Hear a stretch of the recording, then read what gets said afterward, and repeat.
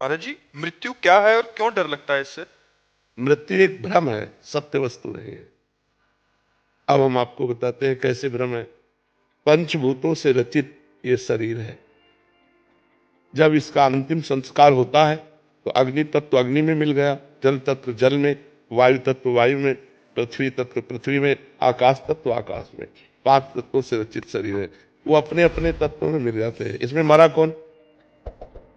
मरा नहीं ना, शरीर में मरा नहीं ना। और आत्मा अविनाशी चैतन्य घन है, उसको कोई मार सकता नहीं। नैनम छिन्दन्ति शस्त्राणि नैनम दाति पावका न चैनम क्लेदयन्त्यापो न शोष्यति मारुता। अग्नेयास्त्र, वारुणास्त्र, वायवास्त्र, इनके द्वारा आत्मा का कहीं बाल बाका नहीं हो सकता। आत्मा अच्छेद्य है, अक्लेद्य है, अशोष्य है, अदाय है। तो मरा कौन? शरीर पंचभूत पंचभूत में मिल गए, आत्म तत्व अंतर ध्यान हो गया, मरा कोई नहीं। अब हम मरे। अब इसकी मरे की व्याख्या करते हैं। हमने इस शरीर को अपना मान लिया, मैं स्त्री मैं पुरुष, और इसमें नियत समय तक रहना है। 50 वर्ष, 70 वर्ष, 80 वर्ष, 100 वर्ष। इसके बाद हट जाना है इस शरीर से। इस शरीर से हट जाना मरण कहा जाता है, और दूसरे शरीर को प्राप्त करना जन्म कहा जाता है। लेकिन जन्म मरण का अस्तित्व नहीं है, भ्रम है। न मृत्यु है न जन्म है। और जब आप जन्म स्वीकार करते हैं तो मृत्यु भी स्वीकार करनी पड़ेगी। और जब न जन्म है न मृत्यु है, एक भ्रम चल रहा है, इसी भ्रम को मिटा दो। जा सुकृपा सब भ्रम मिट जाई, गिरजा सोई कृपा रघुराई।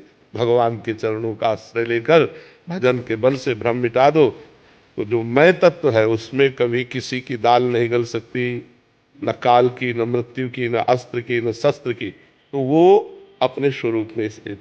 शरीर का राग छूट गया, वो जीवन मुक्त हो गया, मृत्यु विजयी हो गया। मृत्यु ट्रांसफर है।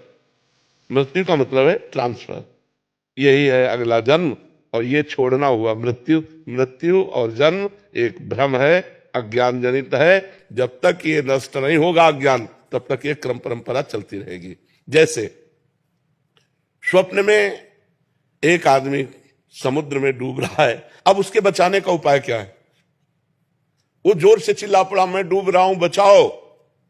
अब जितने जागने वाले हैं, अब क्या उपाय कर सकते हैं? समुद्र के आसपास वो अपने को देख रहा है कि मैं समुद्र में डूब रहा हूं, हल्ला मचा रहा है कि आसपास लोग हैं, मुझे बचा लें।